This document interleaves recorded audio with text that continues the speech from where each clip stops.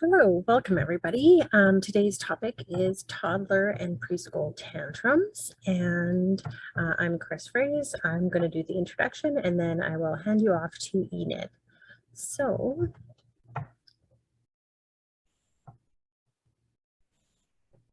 welcome.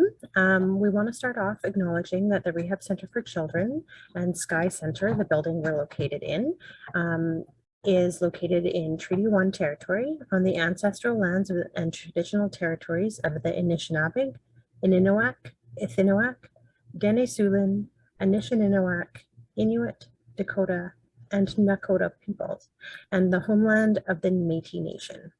We also acknowledge that our water is sourced from Shoal Lake 40 First Nations.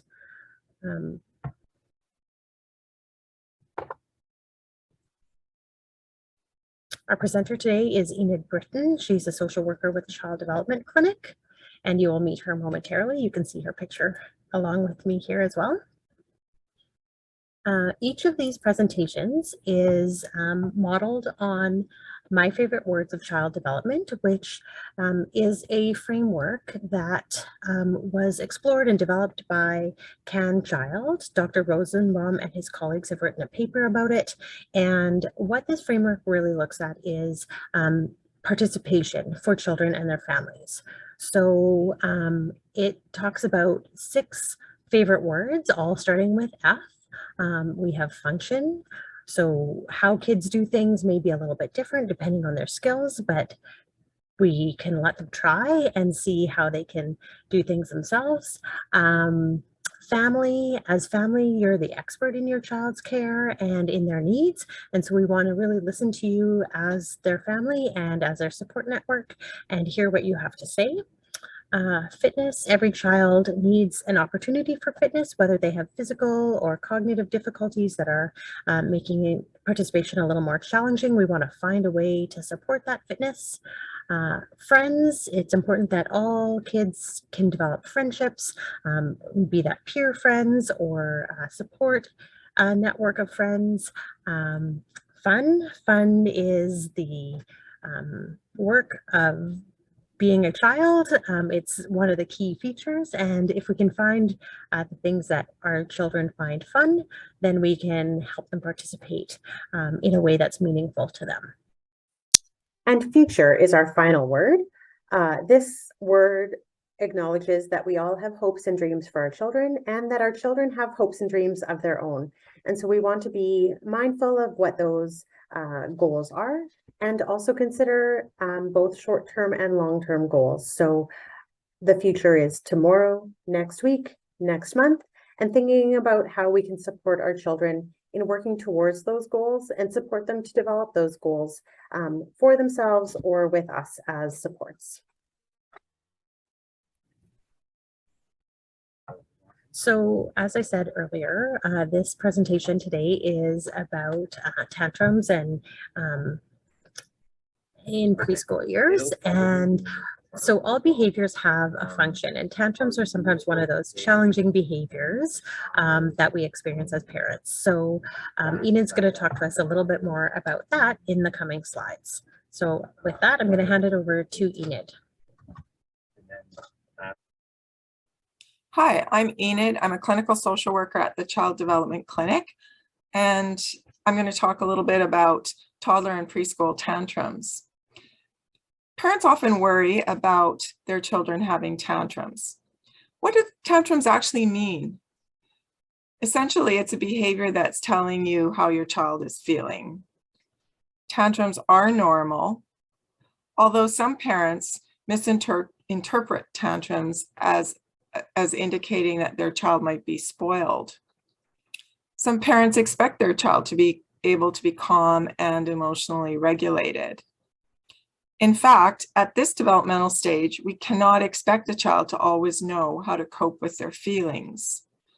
A tantrum can result when they're feeling angry, frustrated, afraid, hungry, or tired, or just simply feeling out of control inside their bodies. It's a signal that they need you to help them cope with the feeling that they have that's become too big for them to manage alone. Parents sometimes understandably feel helpless and overwhelmed when their child is having a tantrum. And that's because tantrums can be very intense. It's helpful to know that children differ in some important ways in terms of their temperament, their genetic makeup, and even their personality style. What this means is that some children are simply more prone to having tantrums and are just more emotionally sensitive. Personality style is important because at times the parent and child's personalities are a little bit more incompatible, and this can also result in more frequent tantrums. Tantrums are part of a developmental process for all young children. At this stage in their life, they're seeking autonomy and learning to become their own person. This is why we see strong resistance in some situations day to day. Your child might insist on wearing a certain color of clothing or have a certain favorite shirt that they want to wear, or they may insist on having their food cut on their plate in a certain kind of way. And this is why parents often feel that the child collapsed into a tantrum over something very little. But really, it's about their need to feel that they have some control in their life and that they have a way to pursue autonomy.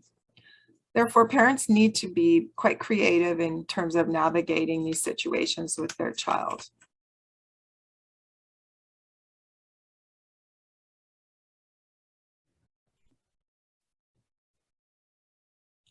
Time in is a parenting approach to help your child when they're having a tantrum.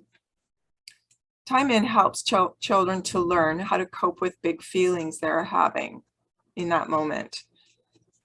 Children are essentially too young to master conscious control of thoughts, feelings, and behavior. This is what we call self-regulation. So what can a parent do to help a child develop this skill? You can be present and you can respond sensitively and consistently. You want to seek to understand their emotion and whatever it is they're having a hard time with in that moment. You want to remain available to soothe and comfort them. We know that children can behave aggressively at times when they're having a tantrum. It's still important to remain present and connected, but in those situations, you may need to be at a distance. So it may mean that your child's on one side of the couch and you're on the other side of the couch. It's important to try to describe their emotions. So you might say something like, you're having a really hard time because you don't want to say goodbye to mommy when she has to go to work. You really miss her. So your messages want to convey empathy, and this really helps your child to feel more calm and settled. You want to also resist the need that you might have to stop the tantrum, because we know that children will stop the tantrum when they internally feel more calm and are able to feel more calm on their own. Sometimes we talk about a parent having a timeout, and that's something that you might be familiar with. But as a parent, if you're feeling that you might begin to yell at your child or punish them, then it's important to take a brief timeout, which only involves being able to notice your breathing, take some few deep breaths, and have some compassion for your own feelings at that time. So often we hear about time out and wonder if time out is helpful. We can also call time out quiet time as well. So occasionally this can be helpful. However, it's important to remember that it's more appropriate often for older children when they know that their behavior was wrong and they know that clearly. Timeout should be used infrequently and only for a few minutes. When timeout's over, it's important to allow your child to move on to a new activity and not to dwell on the event or the behavior. or feel the need to discuss it with your child for a long time. Because remember, if you've employed timeout, it's because your child already knew that their behavior was wrong. Some things that you want to keep in mind are understanding that your empathy needs to be very genuine. You want to imagine what your child is feeling and what they're experiencing that's hard. Empathy doesn't mean giving in. We know that giving in will give the wrong message about what their behavior will achieve. You want to avoid also over-talking. Over-talking might mean that you're trying to stop the tantrum before they're really ready to be calm. And finally, you want to review your expectations of your child carefully. And it's important to know what your child's behavior may be like given their developmental level. For example, a 2-year-old often doesn't want to share their toys or play cooperatively with similar aged children. 2-year-olds often are more comfortable playing alone, yet alongside or beside other children the same age. Young children also will try to hit, push, or bite when they feel frustrated. And this is where they need help from the parent or caregiver to understand how they're feeling, and they need supervision in their playtime. More information about developmental stages can be found on some of the websites that I'll describe in a moment. You can also incorporate special playtime into your day with your child. Special playtime is essentially a time for connection. This experience was studied by a group of psychologists in a program called Watch, Wait, and Wonder, which was a program to support children's mental health. It's a time for connection where you spend anywhere from 5 to 20 minutes at the most of regular scheduled playtime with your child. You want this time to be child-led, so that means allowing your child to take charge of the play and lead the play in terms of how they wish it to go. And it's important to know that this doesn't need to cost you any extra money in terms of new toys or activities. You can use the toys and materials that you already have at home. You want to eliminate distractions such as your phone or any other interruptions, and just allow yourself to have fun with your child. Research shows that incorporating this in a regular scheduled way each day can actually result in fewer tantrums for a child. And why is this? It's because it meets their need for connection and helps your child to develop confidence in your availability to them.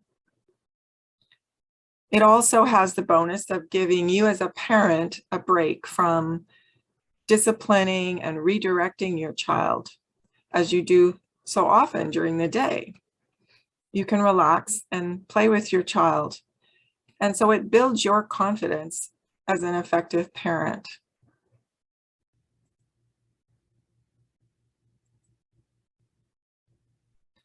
So there are some resources that you can look at that can help you learn more about parent-child connection and supporting your child when they're having a difficult time. The Attachment Network of Manitoba, About Kids' Health, Caring for Kids, and 0 to 3. Thank you for listening to this session about tantrums in the early years.